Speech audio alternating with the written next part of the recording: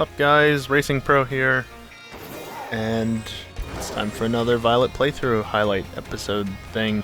If you missed the last few, especially the last couple, I've just been cranking out the badges, so we're at 18 out of 18, and it's time to wrap up these storylines. And, yeah, shocker, Clive is actually the director. I don't know who was fooled by that disguise, but it sure as hell wasn't me. In fact, I already knew that. Yeah. It's definitely because he misspoke sometimes. This, though, I find it hard to believe that you were Cass. No. I'm not seeing it. I'm not seeing it.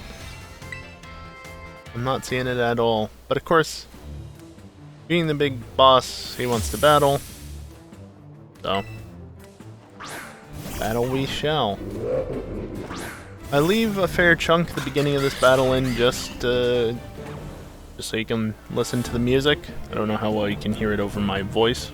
Depends on how I mix this, because in case it's not obvious with making these highlight videos, ever since I had to shift to voiceover in post, because I stopped recording my voice while recording, I have to mix it myself, and I'm doing this, well, I mean, I was mixing it regardless, but what am I even trying to say here? I don't know. There's stuff happening in the background, at least. Oranguru used yawn, which is annoying. But yeah, I've already edited the clips, right? Now I'm recording the voice after the fact. I don't know, that makes sense somehow. Oranguru sets up a reflect, which is also not ideal. Revavroom is asleep now. It's okay that I was talking about other stuff, because the battle has barely moved along. So I decided to start setting up with some X attacks, I guess.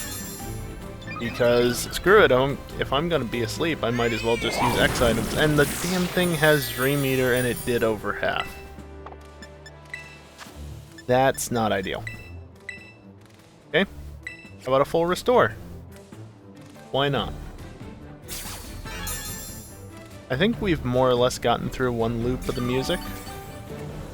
So expect cuts in the video, and how does full play hurt? Anyway, I tried to do a fair amount. Ironhead does not do enough though. And foul play just takes me down.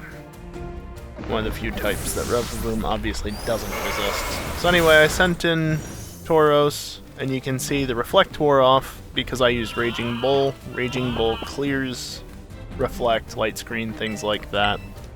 Cloth tried to learn a move, so I taught it high horsepower.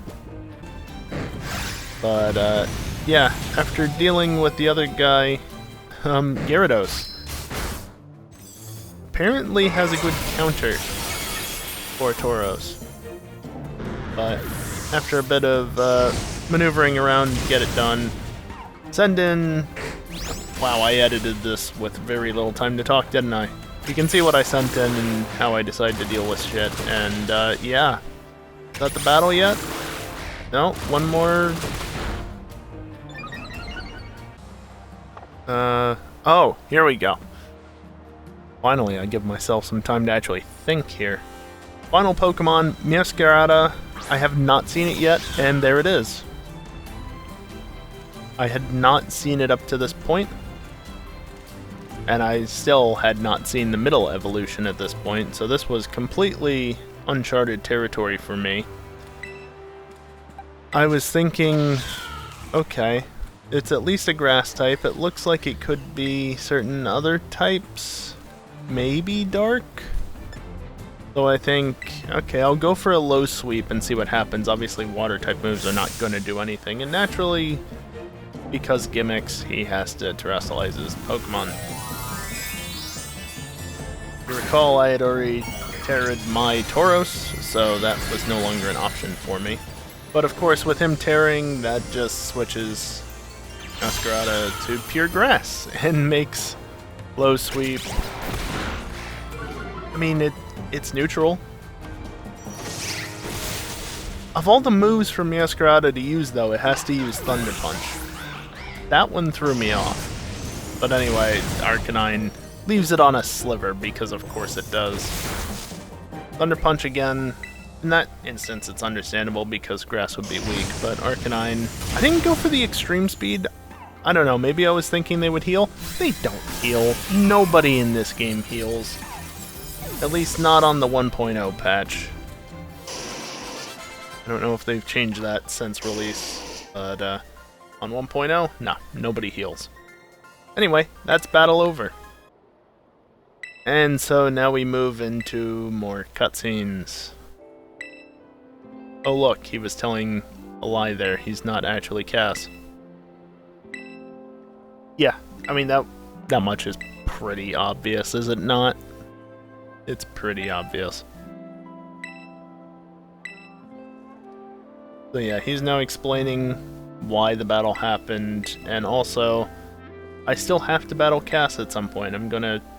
He's begging. What is happening with the shadow on the door? This game. Yeah, he's requesting, I should say. And, oh shit. No, I'm not the one in trouble here. Right?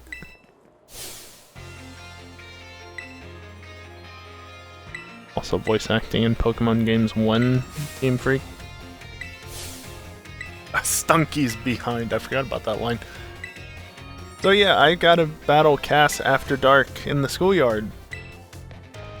So you know what I do instead?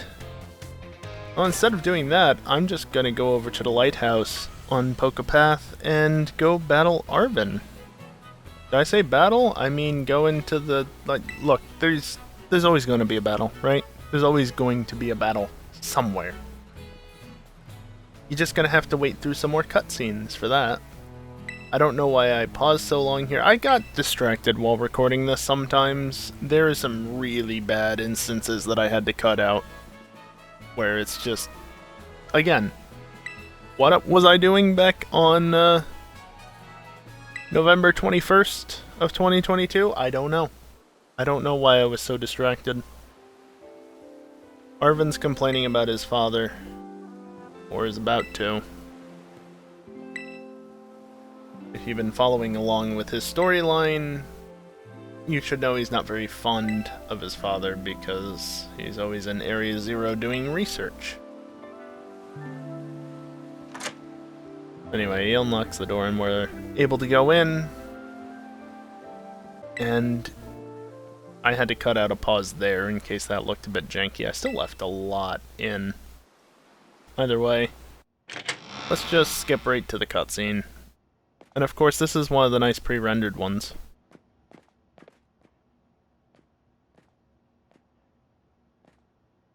Yeah, it's a lab. It sure is a lab. It's rather dusty looking. And it's just randomly coming to life.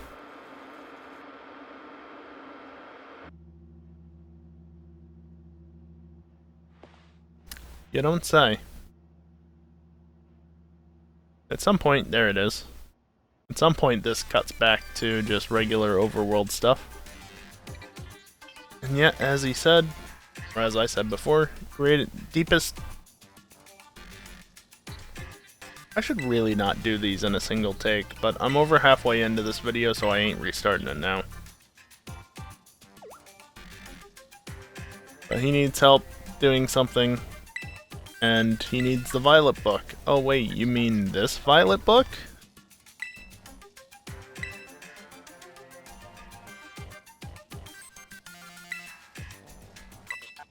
So he's asking students that aren't allowed to go into Area Zero to go into Area Zero.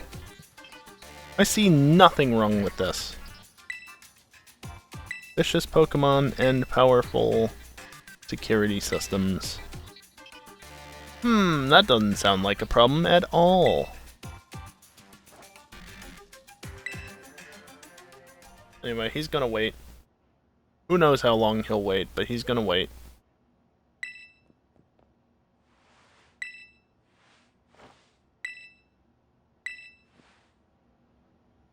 think it was sometime during this day, November 21st, that I got a message from one of my friends who was ahead of me in the game and talked about... nah, I'll save that for the appropriate video. This one I shouldn't say it in. Potential spoilers. Arvin decides with a really angry face on his very angry expression on his face. I'm doing great today, aren't I? The crazy part is that I'm actually gonna publish this. Okay, nobody watches this anyway. So yeah, Arvin decides that he's gonna come as well and give his father a piece of his mind. I talked to the dog because, you know, why not get up close and personal with Mabostiff and talk to him instead. But yeah, remember I said Arvin wants to battle? But they make you make sure that he's actually okay with battling with Mabostiff. Given recent events, that's understandable, honestly. But, yeah. He wants to battle, so we're gonna battle. And you know what another battle means, right? Another... Did the sun just shift there? Is that me? I wasn't paying full attention. It looked like it shifted to me. Anyway, another battle theme. Did we already hear this one at the beginning of the game?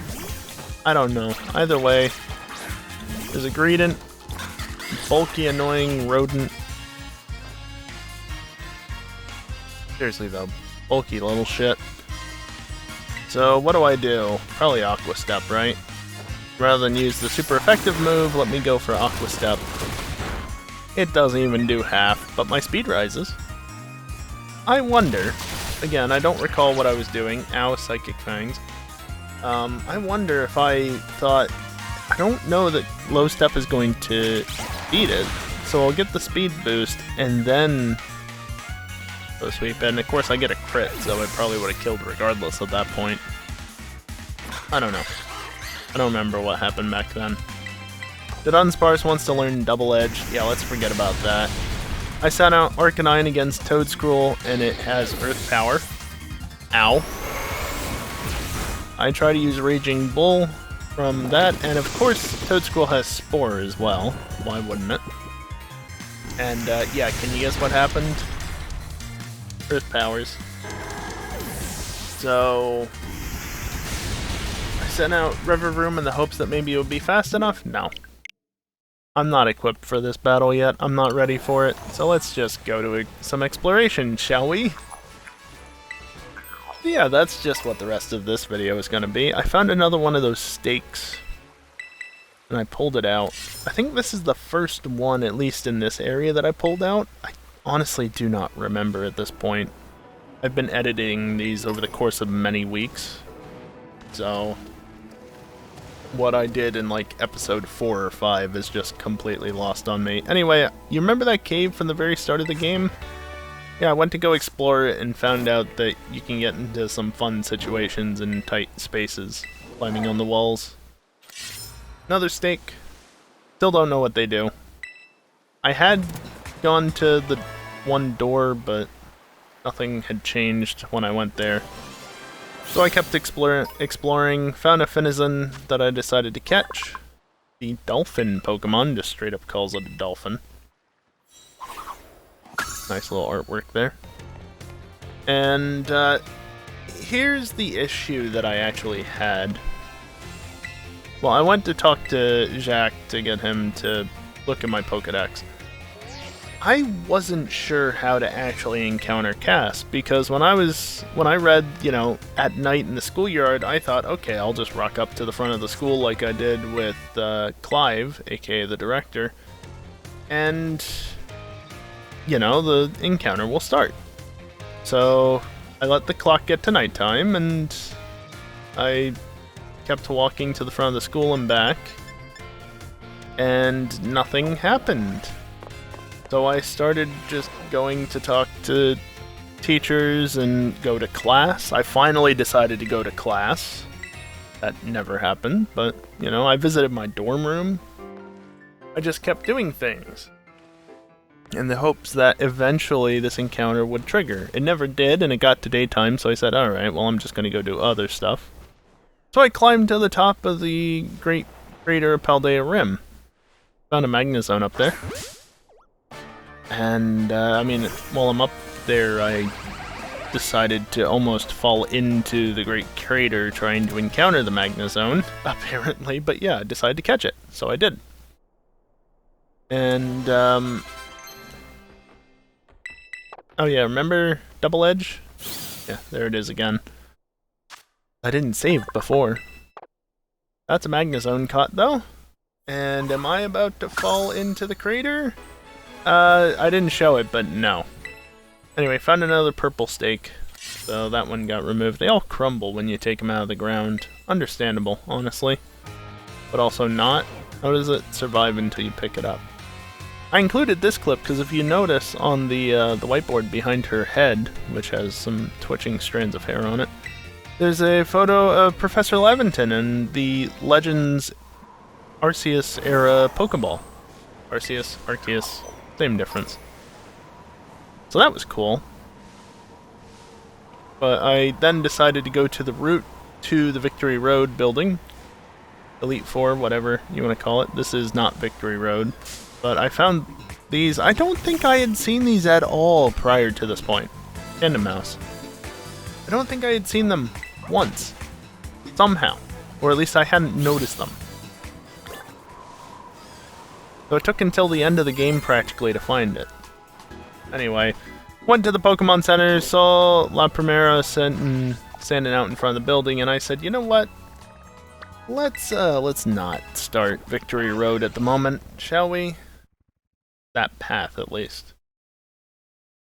So I went back to the school, and I'm gonna move on to something else, because I don't know what I need to do, and also I'm getting hungry. This was like late afternoon.